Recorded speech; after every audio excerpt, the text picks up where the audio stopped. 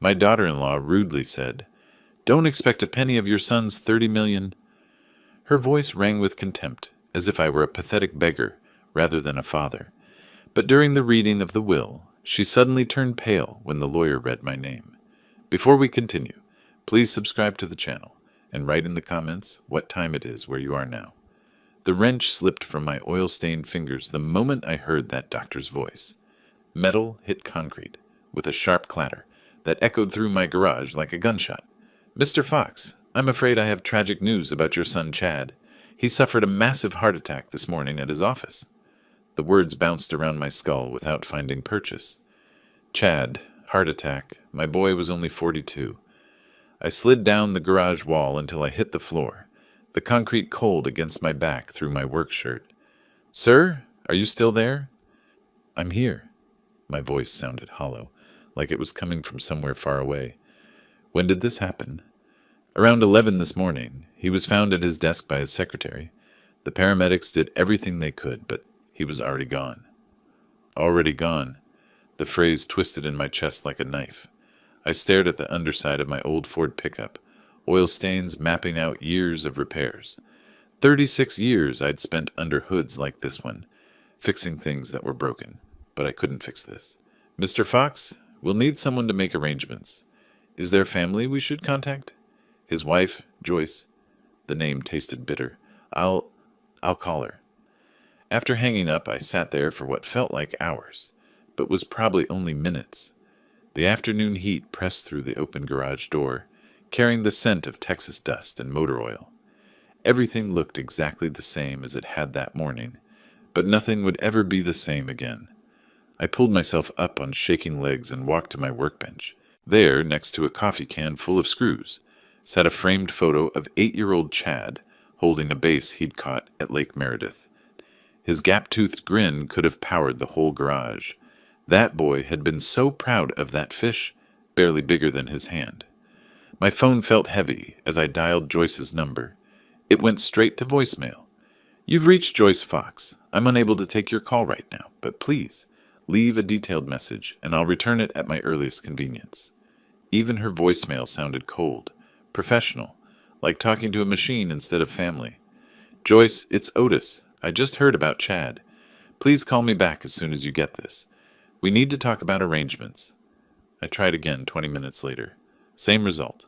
Then again an hour after that. By the 6th attempt, my hands were shaking with something that felt like anger, mixed with desperation. "Joyce, this is the 6th time I've called. I know you're there. I know we don't get along, but this isn't about us anymore.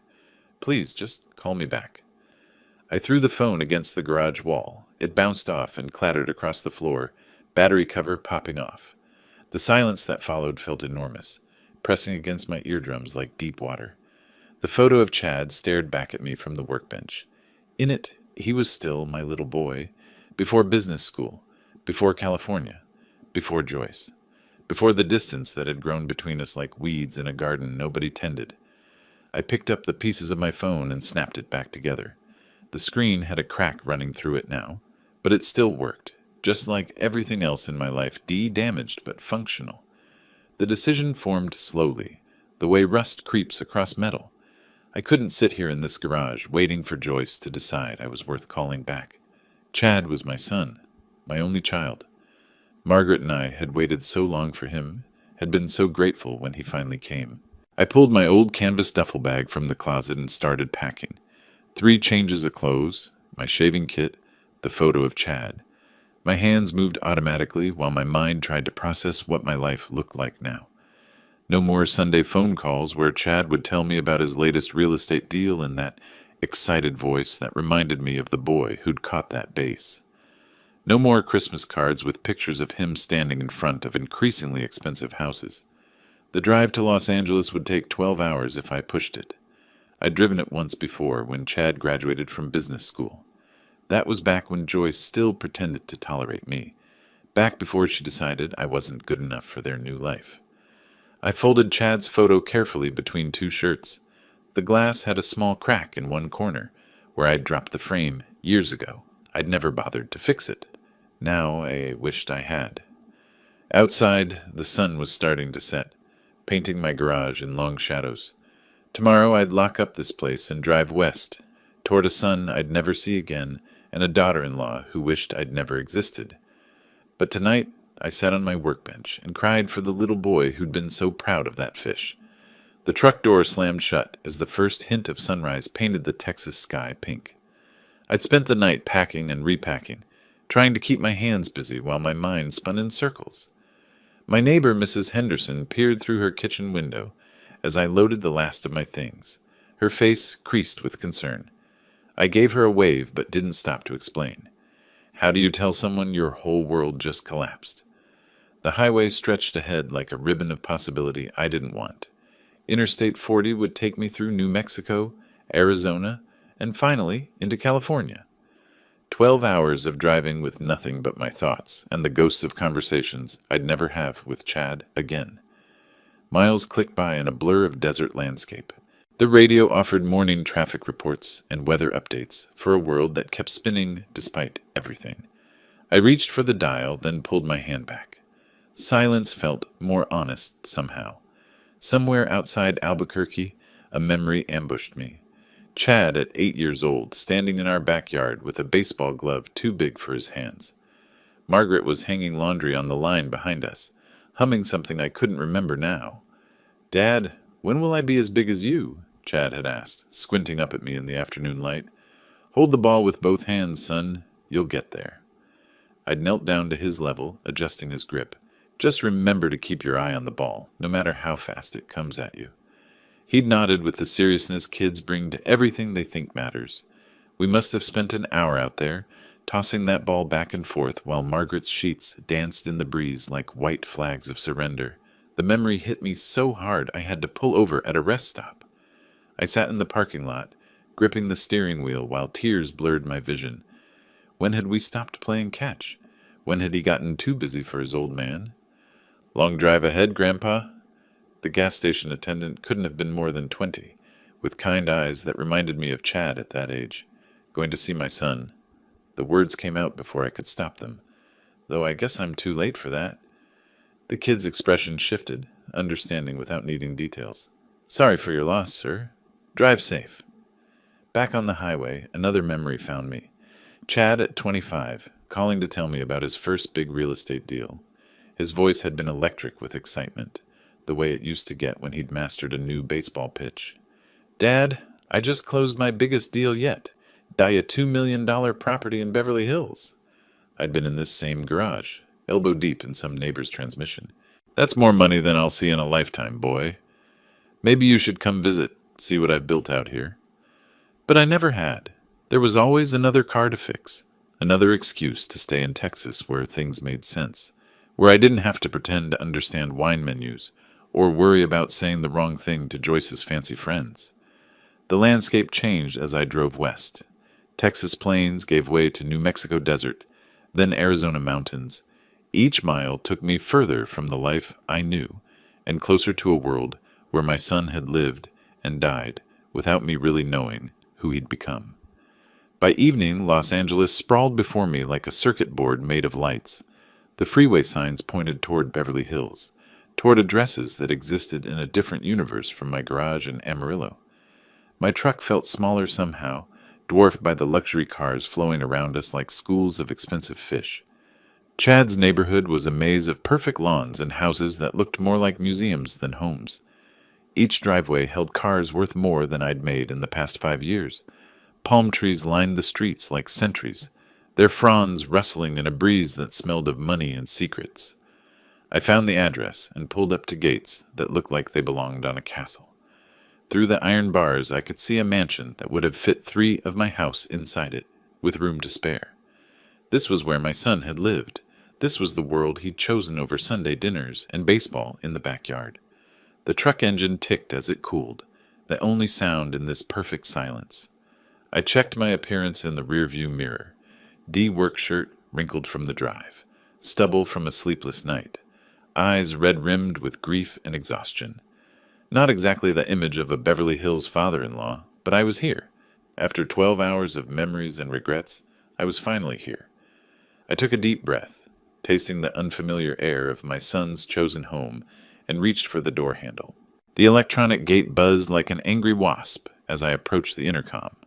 Marble columns flanked the entrance, each one probably worth more than my annual Social Security check.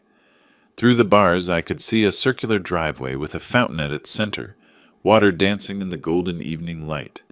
I pressed the button and waited. Somewhere inside that palace, Joyce was deciding whether I was worth her time.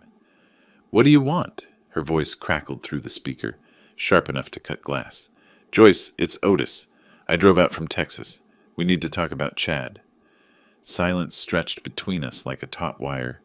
I could picture her standing in whatever room she used as a command center, calculating whether acknowledging my existence was worth the trouble. "What are you doing here, Otis?" "I came because of Chad. We need to discuss funeral arrangements. I can handle everything myself. You should go back to Texas." The gate stayed closed. Behind it, automatic lights were beginning to illuminate the landscape, turning the mansion into something from a fairy tale, or a nightmare, depending on your perspective. "I know we don't get along, but this isn't the time for that." I kept my voice steady, the way I would when dealing with a customer who thought I was trying to cheat them. "He was my son, too." Another long pause. Then the gate began to swing open with mechanical precision. "Fine, but wipe your boots before you come in." I parked my dusty truck next to a Mercedes that probably cost more than my house. The contrast was almost comical, D like a mutt at a dog show. I removed my baseball cap and ran a hand through my gray hair, trying to look presentable for whatever ordeal waited inside. Joyce met me at the front door, and I had to admit she looked good for a woman who'd just lost her husband. Designer black dress that probably had a French name, makeup applied with professional precision, not a hair out of place. She looked me up and down like I was something unpleasant she'd found on her shoe. "You look terrible," she said by way of greeting. "It's been a long day." She turned and walked into the house without another word, her heels clicking on marble floors that stretched toward a ceiling high enough to host a circus. I followed, trying not to gawk at the crystal chandeliers and artwork that belonged in museums. Everything was white and gold and perfect, like a hotel lobby designed to intimidate. "Sit!" She gestured toward a living room the size of my entire house. The furniture looked like it had never been used, arranged around a coffee table made from what appeared to be a single slab of marble. I settled onto a couch that was probably worth more than my truck, my work boots looking ridiculous against Persian rugs that cost more than most people's cars. Joyce remained standing, maintaining the high ground both literally and figuratively. "I've already started making arrangements," she said, her tone suggesting I was an unwelcome interruption. "The funeral home, the service, everything. It's all under control." "What about the burial?" Chad never told me what he wanted. "He'll be cremated. It's more practical." She said it like she was discussing garbage pickup. "There's really nothing for you to do here, Otis. I appreciate you coming, but I can handle everything myself." I looked around the room, taking in the view through floor-to-ceiling windows that showed a backyard with a tennis court and swimming pool. This was the life my son had built, the world he'd chosen. It was impressive, I had to admit. It was also cold as a morgue. "When's the service?" "Friday. Very small, very private. Just a few close friends." The message was clear. You're not invited. But I'd driven 12 hours and wasn't about to be dismissed like a door-to-door salesman. "Joyce, I'm not asking for much. I just want to say goodbye to my boy." For the first time since I'd arrived, something flickered in her expression. Not warmth exactly, but maybe recognition that she was dealing with another human being instead of an inconvenience. "All right. Friday at 2 o'clock. Sunset Memorial Chapel, on Wilshire Boulevard." She sat down across from me, perched on the edge of her chair like she might need to escape quickly. But this doesn't change anything between us. I never expected it to. We sat there for a moment in expensive silence.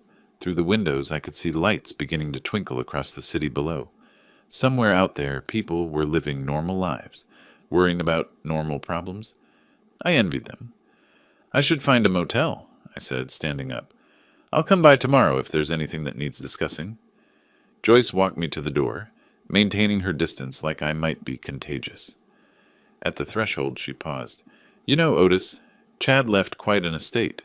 I'll be taking care of all his business interests, of course, There's a lot to manage." The way she said it made it sound like a warning, like she was establishing territory, marking boundaries I shouldn't cross. I nodded and walked back to my truck, feeling her eyes on me until I was through the gate.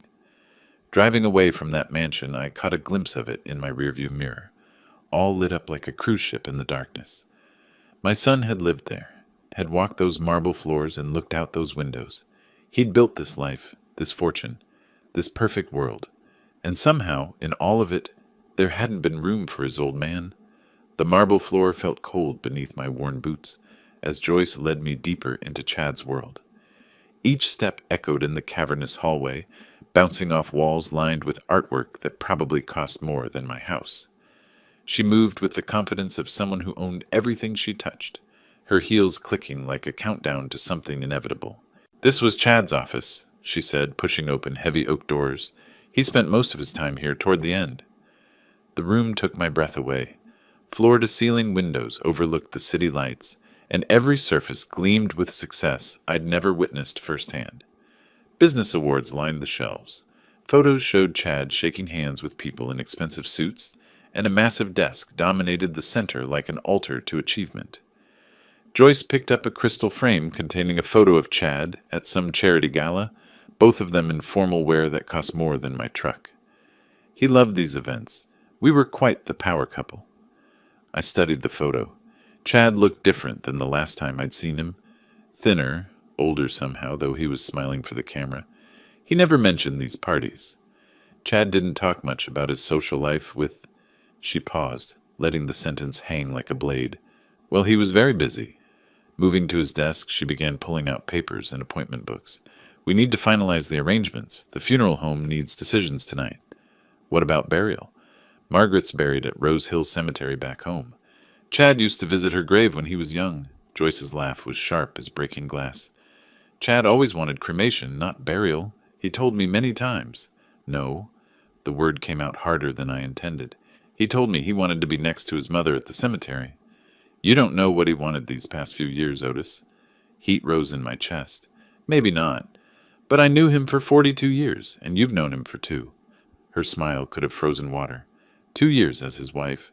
That counts more than decades as a distant father. The words hit like physical blows.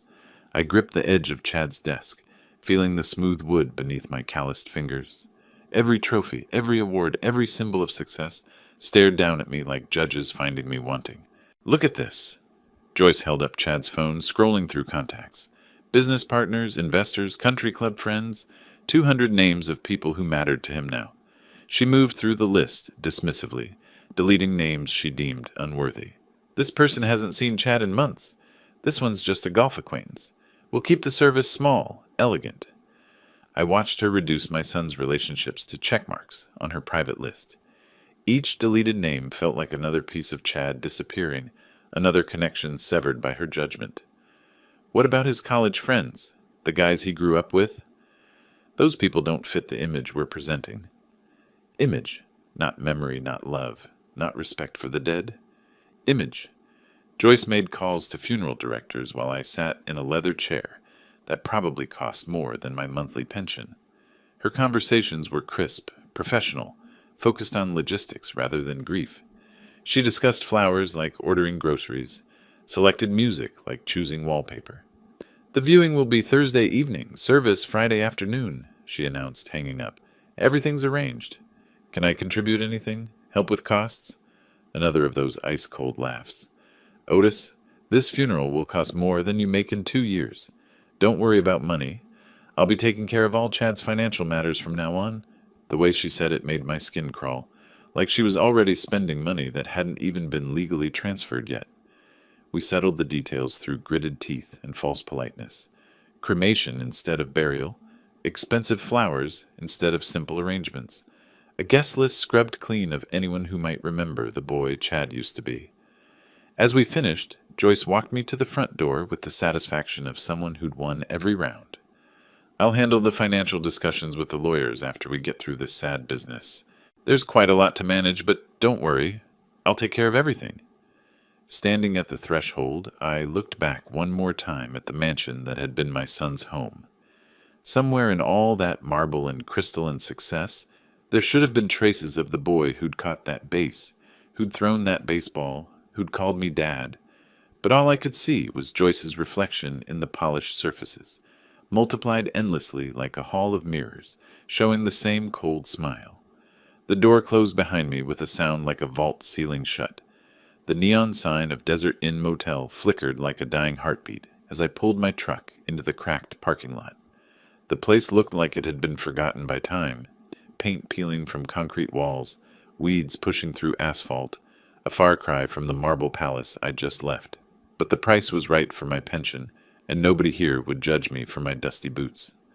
Room 12 smelled of old cigarettes and industrial disinfectant. The bedspread looked like it hadn't been changed since the 80s, and the air conditioner wheezed like an old man climbing stairs. I sat heavily on the edge of the bed, feeling springs sag under my weight. From my wallet, I pulled out 2 photos. Margaret, at 25, radiant in her wedding dress, standing next to a young man who still had all his hair and hope in his eyes. Next to it, Chad at his own wedding 2 years ago, smiling nervously while Joyce posed like she was on a magazine cover. That wedding. I should have known then what kind of woman she was. The memories surfaced like oil on water, dark and unavoidable. Spring afternoon in Beverly Hills, expensive white chairs arranged on manicured grass. I'd worn my only suit, the same one I'd buried Margaret in, and felt every thread of its cheapness among Chad's new friends. "You sure about this, Joyce, son?" I'd asked, during a quiet moment.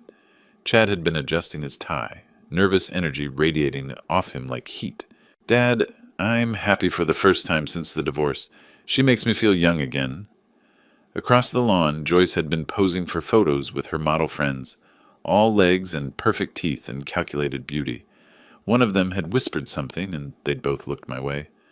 "Look at his father," Joyce's friend had said, just loud enough for me to hear. "Chad's embarrassed by him." Joyce had laughed, a sound like wind chimes in a hurricane. What can you expect? Different worlds entirely. I'd seen how she looked at my worn suit, my calloused hands, the way I held my champagne glass like it might break. To her, I was a relic from Chad's past that couldn't be thrown away, but certainly could be hidden. The motel phone rang, startling me from the memory. Nobody had this number except... I checked the clock. Past midnight. "Otis, what happened, friend? It's past midnight here." Harlan's voice cut through the silence like a lifeline. "Chad's gone, Harlan. Heart attack. And his wife, she's nothing like our Margaret was. I'm sorry, old buddy. How are you holding up?" I stared at the water stains on the ceiling, trying to find words for feelings. I didn't understand myself. She treats me like I'm dirt under her designer shoes. Makes me feel like an intruder at my own son's funeral. That woman's got no class, no matter how much money she's got. The worst part is, I think Chad knew. These past few years he sounded different on the phone. Distant, like he was apologizing for something he couldn't say. Harlan's breathing was steady on the other end, the sound of a friend letting silence do the talking when words weren't enough. "You need me to come out there?" he asked finally. "No, this is something I have to face alone. But Harlan, what if I failed him? What if I let that woman turn him against everything we taught him? Otis Fox, you listen to me. You raised a good boy who turned into a successful man. Don't let some gold digger make you question 42 years of being a father." After hanging up, I lay in the darkness listening to traffic on the freeway, the city humming like a machine that never slept. In a few hours I'd have to get up and face Joyce again, play nice for Chad's funeral, pretend we were family instead of strangers connected by grief and genetics. Margaret's photo caught the streetlight from the window. If she were here, she'd know what to say to Joyce, how to handle this situation with grace instead of stumbling through it like I was doing. Margaret had possessed a quiet strength that could shame devils into behaving like angels. But Margaret was gone, and Chad was gone, and I was alone in a cheap motel room trying to figure out how to bury my son with dignity, while his widow treated me like hired help. Tomorrow would bring its own challenges. Tonight, all I could do was hold on to Margaret's memory and hope it would give me strength for whatever Joyce had planned next. The alarm clock glowed 12:47 a.m. as I finally closed my eyes. The morning sun cast long shadows across the parking lot of Eternal Rest Funeral Home as I straightened my only black tie in the truck's rearview mirror. Thursday had passed in a blur of picking up a decent suit from a thrift store and avoiding phone calls from Joyce about last-minute details. Now Friday had arrived with the weight of finality I wasn't ready to bear. Inside the funeral home, the air was thick with the scent of lilies and whispered conversations. Joyce held court near the front entrance, surrounded by women in designer black and men in $1,000 suits. She'd transformed grief into a social occasion, complete with air kisses and meaningful glances. I signed the guest book with a pen that probably cost more than my daily grocery budget, and took a seat in the back rows. From there, I could watch the theater unfold without becoming part of the performance. "Such a tragedy," one woman was saying to Joyce, "and so young." Joyce dabbed her eyes with a silk handkerchief, her makeup expertly applied to suggest tears without actually running. Chad worked so hard, his heart just couldn't take the stress. A businessman in an Italian suit approached with condolences. "Joyce, if there's anything you need help managing Chad's portfolio, his properties—" "You're so kind, Robert. I'll be handling everything personally, of course." Everything personally. Like Chad's life was a business she'd inherited along with his death. I watched her work the room, accepting sympathy like tribute. Each conversation a careful balance of performed grief and strategic networking. These people barely knew Chad as anything more than a name on contracts and charity event guest lists. Then I heard her voice drop to that conspiratorial whisper she thought was private. "Look at that old man over there," she murmured to a blonde woman who'd been hanging on her every word. Chad was so ashamed of him. The woman Lisa, I think her name was Dee, glanced my way with unconcealed pity. "Joyce, surely he's grieving too. He barely visited. Now he wants to play loving father." Joyce's laugh was soft venom. Chad told me his father never understood his success, always made him feel guilty for improving his life. The words hit like slaps across the face. Whatever distance had grown between Chad and me, I'd never made him feel ashamed of what he'd accomplished.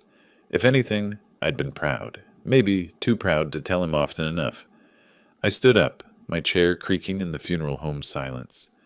Joyce's conversation stopped as I approached their little circle of gossip and designer grief. "Joyce, this is inappropriate. Today we're burying my son." Her expression shifted like a mask being adjusted, suddenly all wounded dignity. "Of course, Otis. I'm just emotional. You understand. We all grieve differently." Lisa looked uncomfortable, realizing she'd been caught participating in something ugly. Other conversations around us had stopped, waiting to see if family drama would erupt at a funeral.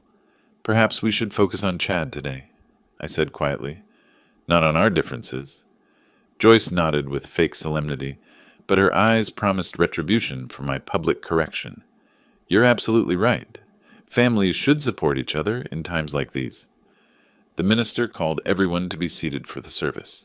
I returned to my back row perch, while Joyce took her place in the front, surrounded by supporters who would forget Chad's name within a month. Chad Fox was a man who valued family above all else, the minister began, clearly working from notes Joyce had provided. He built not just a business empire, but lasting relationships. I stared at the casket, thinking about the boy who'd been so excited about that fish, who'd asked when he'd be as big as his dad.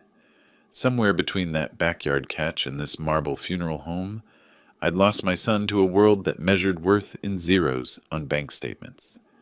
The service proceeded with hymns Chad never sang and readings from books he'd never opened. Joyce's performance peaked during the eulogy, her sobs perfectly timed for maximum effect. When people filed past the casket to pay respects, I waited until last. Standing there alone with Chad's closed casket, I whispered the things I should have said years ago, about being proud of him, about loving him despite our differences, about wishing I'd fought harder to stay part of his life, instead of letting Joyce's subtle hostility push me away. Outside, the funeral procession prepared to move to the cemetery. Joyce, surrounded by her supporters, was already discussing handling the legal matters after this sad business with someone who looked like a lawyer. I climbed into my truck to follow the procession, catching a glimpse of Joyce in her limousine through the window. She was checking her makeup in a compact mirror, already moving past grief toward whatever came next. Something cold settled in my stomach as I started the engine. Joyce was too confident, too eager to discuss Chad's financial affairs, like she already knew exactly what those affairs contained. The mahogany conference table in Cecil Grant's office felt as cold as the cemetery ground we'd just left behind. 42 floors above downtown LA, the late afternoon sun filtered through tinted windows, casting everything in a golden hue that somehow made the formal setting feel even more removed from reality. Joyce had ridden in the black limousine with her supporters, while I'd followed in my pickup, feeling like a funeral crasher at my own son's final ceremony. Now she sat at the head of the polished table, like she was chairing a board meeting, her designer black dress perfectly arranged, not a hair out of place despite the emotional day. Cecil Grant looked every inch the successful attorney, silver-haired, expensive suit, the kind of calm confidence that came from decades of handling family crises. His office walls were lined with law books and diplomas that probably cost more than my annual income just to frame. "Thank you all for coming," Cecil began, his voice carrying the practiced sympathy of someone who'd conducted hundreds of these readings. "I know this has been a difficult day." Joy smoothed her skirt and checked her reflection in the window behind her. Even in grief, she was performing, making sure every angle was perfect for whatever audience she imagined was watching. "Otis, you don't need to stay," she said, not bothering to look at me directly. "Don't expect a single penny from my husband's $30 million anyway." The dismissal hit like a slap, but I'd grown used to her casual cruelty. I started to stand, my baseball cap clutched in weathered hands, when something made me pause. "I just want to hear Chad's final wishes."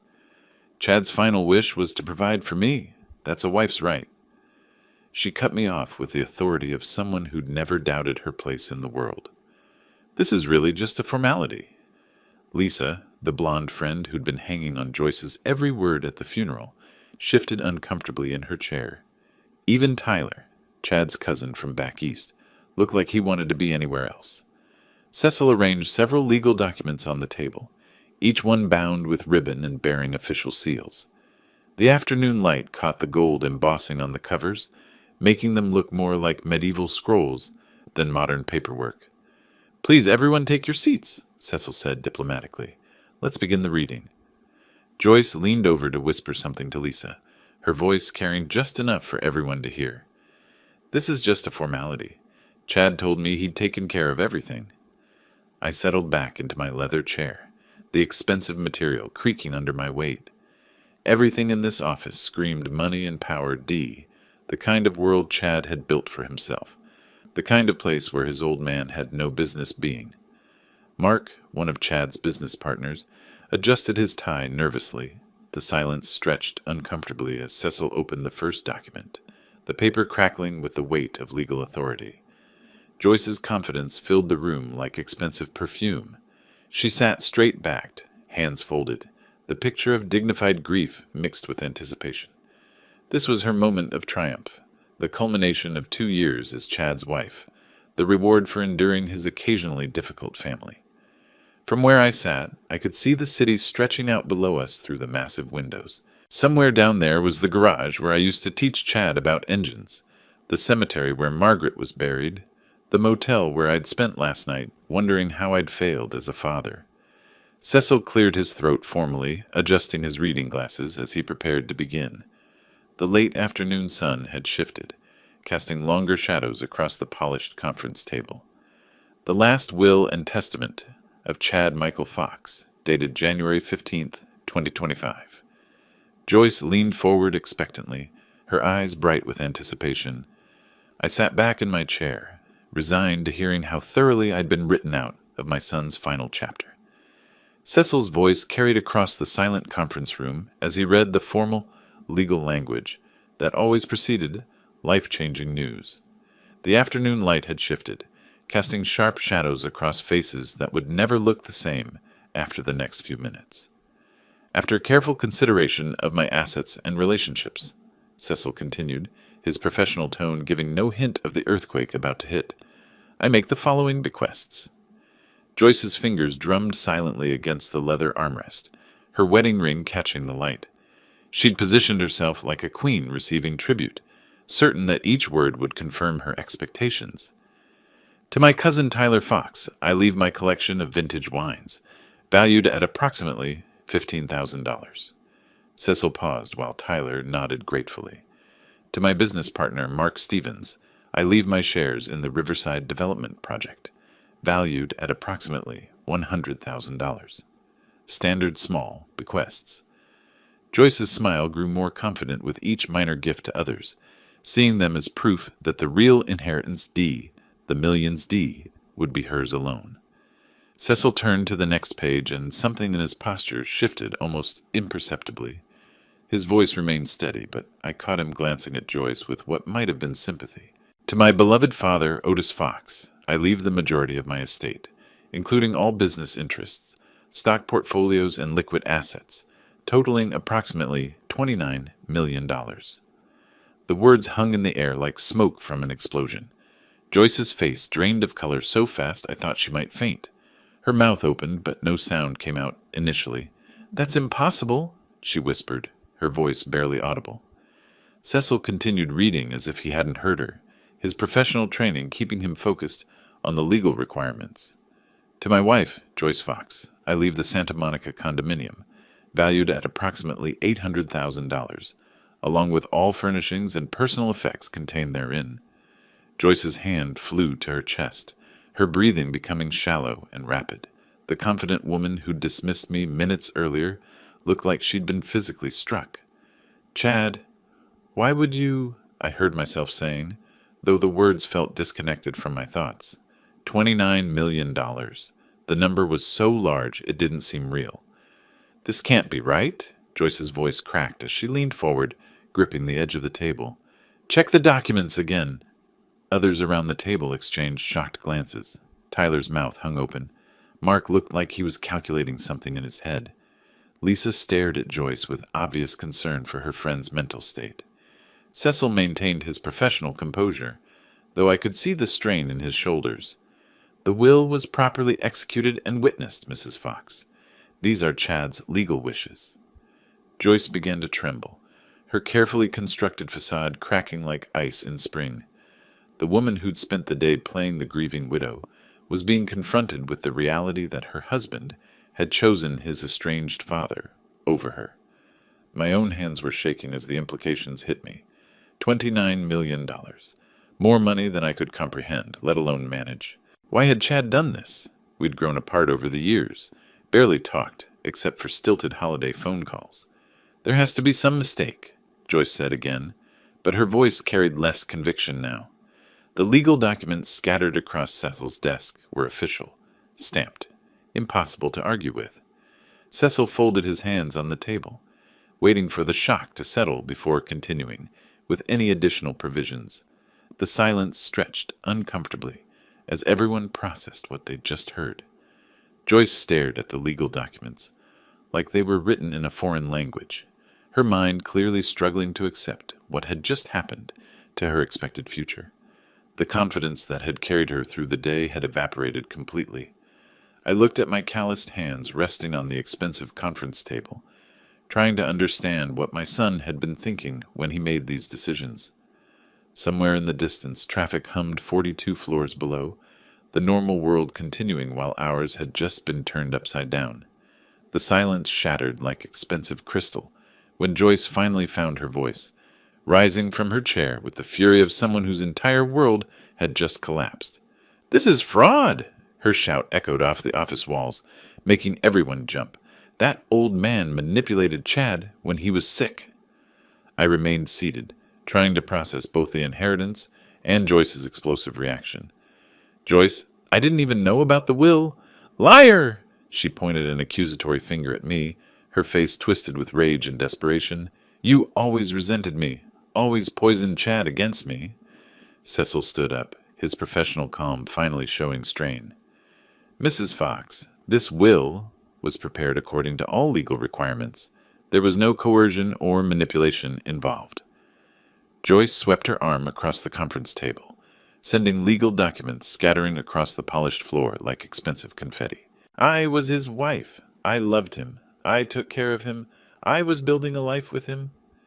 Tyler and Mark pushed back from the table, clearly wanting to escape the family warfare erupting in front of them.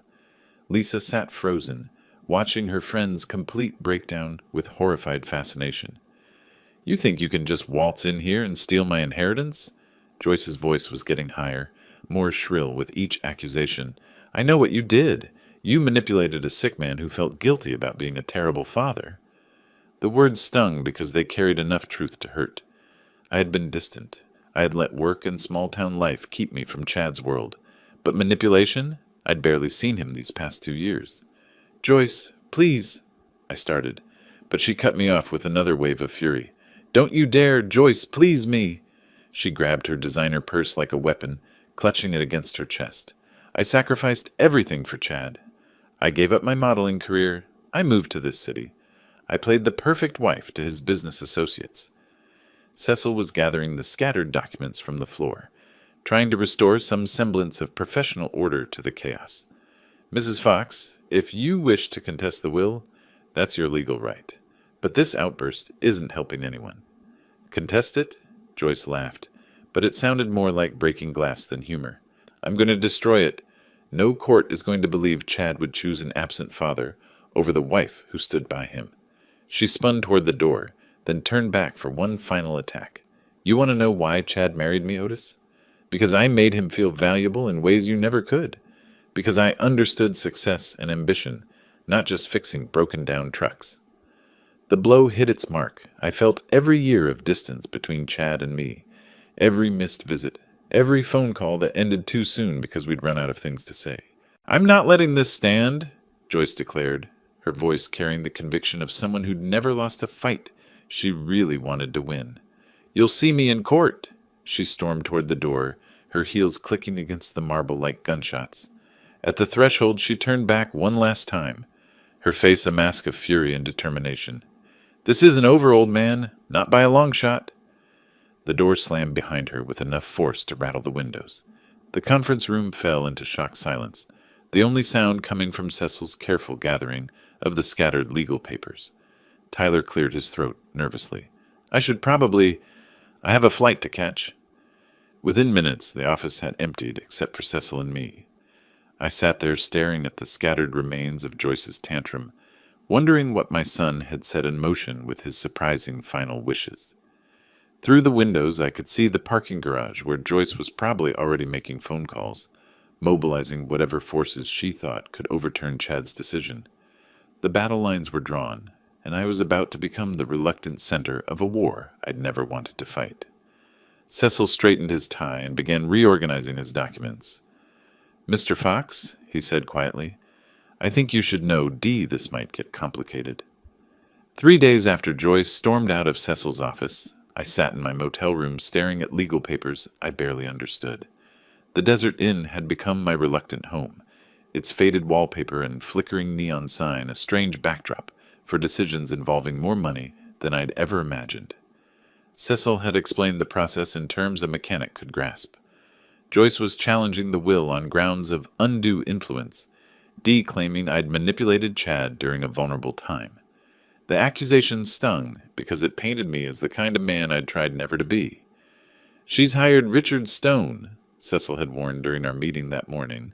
He's aggressive, expensive, and specializes in will contests. This won't be easy. Stone's reputation preceded him like a bad smell. 3 decades of courtroom victories built on emotional manipulation and legal technicalities. If Joyce wanted a shark, she'd found the perfect predator. By the end of the first week, Harlan had flown in from Texas, his presence filling the cramped motel room with the comfort of old friendship. He'd aged since I'd seen him last. More gray, deeper lines around his eyes, but his handshake was still firm, his resolve unshaken. Joyce made a mistake hiring Stone, he said, unpacking his worn suitcase on the second bed. Juries don't like lawyers who try too hard to manipulate them. Meanwhile, across town, Joyce was writing checks she couldn't afford to Stone's law firm. I learned this later, but at the time I could only imagine her desperation driving her to gamble everything on overturning Chad's decision. Stone's strategy became clear through the legal motions Cecil showed me. Paint Chad as vulnerable, depressed, susceptible to his father's guilt-inducing visits. Make me look like a calculating manipulator who'd preyed on a sick son's emotions. The truth was simpler and more painful. Chad and I had grown apart over the years, our conversations becoming awkward exchanges of surface pleasantries. I hadn't visited more often before his death. Dee, if anything, I'd visited less, intimidated by his success and Joyce's obvious hostility. Cecil gathered our evidence methodically, medical records showing Chad's excellent mental health, right up until his heart attack, testimony from the notary who'd witnessed the will signing, confirming Chad's clear intentions, business records proving his sharp decision-making continued until the day he died. The will was executed properly, Cecil assured me during one of our strategy sessions. Chad was of sound mind, the document is legally valid, and there's no evidence of coercion. But Stone wasn't fighting the facts. He was crafting a story. During depositions, he painted pictures of an estranged father, suddenly showing interest when his son became wealthy. He twisted normal family dynamics into sinister manipulation. 3 weeks into our preparation, the court date arrived. May 20th, 2025. The official notice felt heavier than it should have, the legal language making everything seem more final than death itself. Harlan found me that evening sitting on the edge of the motel bed, staring at the court summons. "Justice will win tomorrow, friend," he said quietly. "Chad made his choice for reasons we may never fully understand, but it was his choice to make." I nodded, though uncertainty gnawed at me like hunger. Had I somehow influenced Chad without realizing it? Had my working-class values and barely concealed disapproval of his lifestyle pushed him toward this dramatic gesture? "Maybe Joyce is right," I said. "Maybe I don't deserve this inheritance." Harlan's response was swift and certain. "That boy saw something in you worth trusting with $29 million. Don't dishonor his memory by doubting his judgment." Outside, LA hummed with its endless energy, millions of people pursuing their dreams while I prepared to defend an inheritance I'd never wanted. Tomorrow, a judge would decide whether Chad's final wishes would stand or crumble under Joyce's legal assault.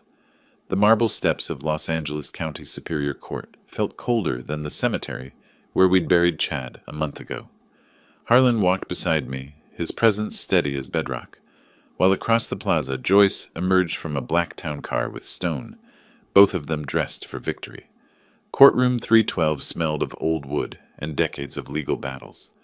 Judge Williams, a woman in her 60s with steel gray hair and sharp eyes, commanded the room with quiet authority. She'd reviewed the case files, Cecil had told me, and wasn't known for suffering fools.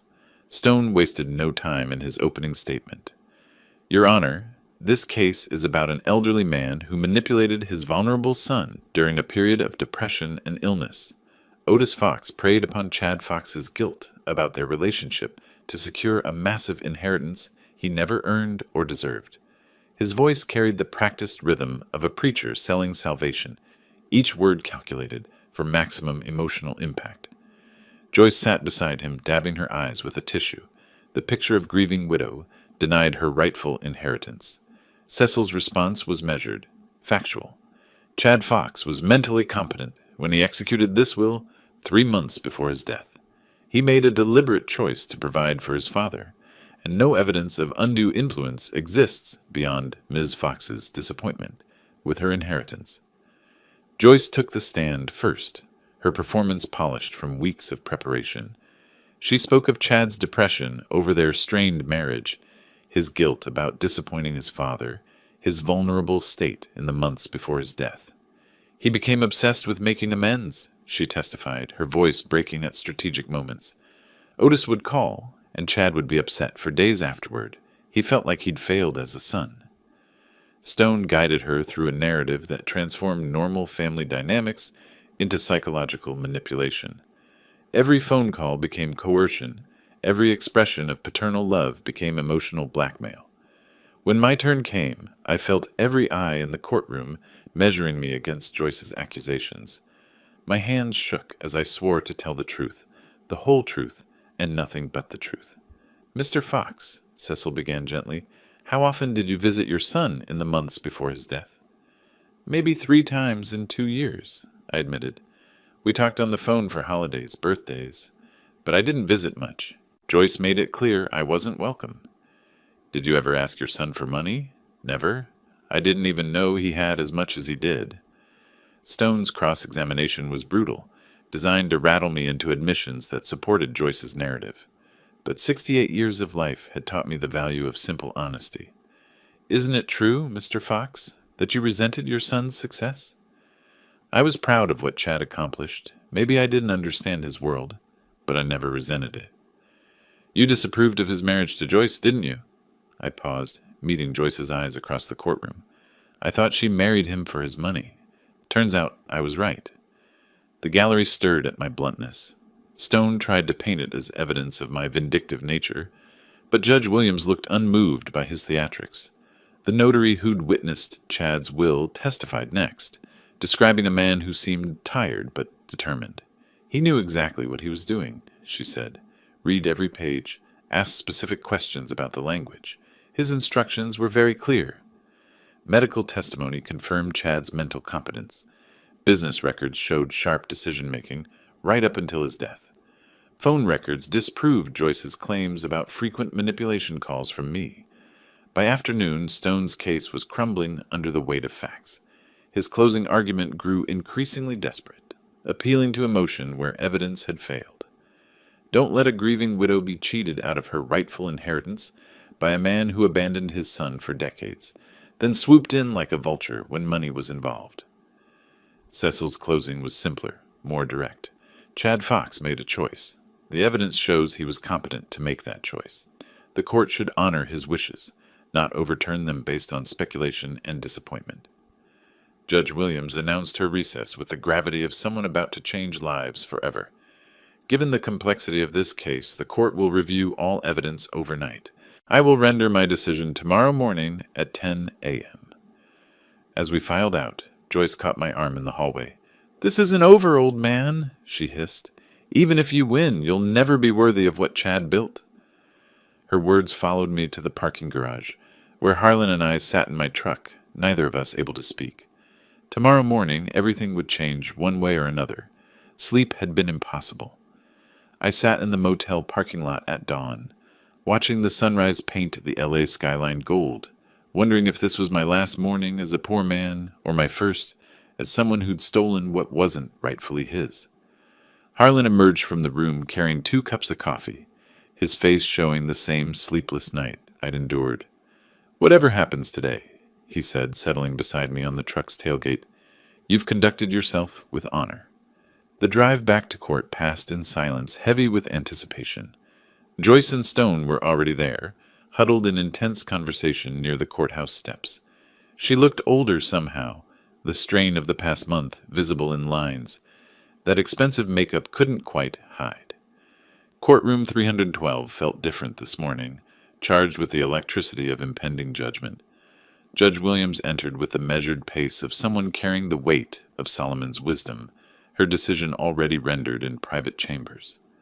"After careful review of all evidence and testimony presented," she began, her voice carrying to every corner of the silent room, "this court finds the will of Chad Michael Fox to be legally valid and executed with full mental competency." Joyce's sharp intake of breath cut through the formal atmosphere like breaking glass. Stone's face remained professionally neutral, but I caught him calculating appeal options behind his practiced composure. "The testator clearly intended to leave his estate to his father," Judge Williams continued, "and no credible evidence of undue influence has been presented. The disappointed expectations of an heir do not constitute grounds for overturning a properly executed will." Her gavel fell with finality that seemed to echo longer than physics should allow. "The will stands as written. Case dismissed." In the hallway afterward, Joyce cornered me one last time, her composure finally cracking completely. "This isn't over, old man. I'll appeal this travesty." "Joyce," I said calmly, surprising myself with my steadiness, "Chad made his choice. Maybe it's time to accept it and move on with your life. He never would have chosen you over me if you hadn't poisoned him against his own wife." Her voice carried the shrillness of complete defeat. "Maybe he saw something. I'm only beginning to understand," I replied, the words coming from some place I hadn't known existed. She stormed away, Stone trailing behind her with the resigned air of a lawyer already mentally preparing his bill for services rendered. Their war was over, but I suspected Joyce would never truly surrender. At LAX, Harlan's departure gate felt like the end of an era. We'd been through something together that had tested the foundations of our 40-year friendship and found them solid as bedrock. "Justice won today, friend," he said, gripping my shoulder with weathered hands. "Chad would be proud of how you handled yourself." "I still don't understand why he did this," I admitted. $29 million to a man who barely visited, barely called. Harlan's smile carried wisdom earned through decades of watching human nature play out in courtrooms and living rooms. "Maybe that boy saw what I've always seen D, a man worth trusting with anything, including the responsibility of wealth." The drive home to Texas stretched endless before me, 12 hours to process what my life had become. Somewhere around the New Mexico border, understanding began to dawn like sunrise after the longest night. Chad hadn't left me money because I'd manipulated him. He'd left it because I hadn't. In a world full of Joyce's D people who saw him as a bank account with a heartbeat D, I'd remained the father who loved him for the boy he'd been, not the fortune he'd built. The inheritance wasn't just money. It was validation, protection from my old age, and proof that despite our distance, the love between father and son had survived everything Joyce's world could throw at it. Back in my garage 3 days later, I found myself staring at that same photograph of 8-year-old Chad holding his prize base. But now I saw something I'd missed before D, not just a proud boy with his catch, but the foundation of a man who'd grown up knowing he was loved unconditionally. "Thank you, boy," I whispered to the photo, my voice thick with understanding that had come almost too late. "I finally get what you were trying to tell me." Outside, Texas stretched under an endless sky, and for the first time in months, the future felt full of possibility instead of loss. If you liked this story, please like this video, subscribe to the channel, and share your impressions of this story in the comments. To listen to the next story, click on the box on the left. Thank you for watching.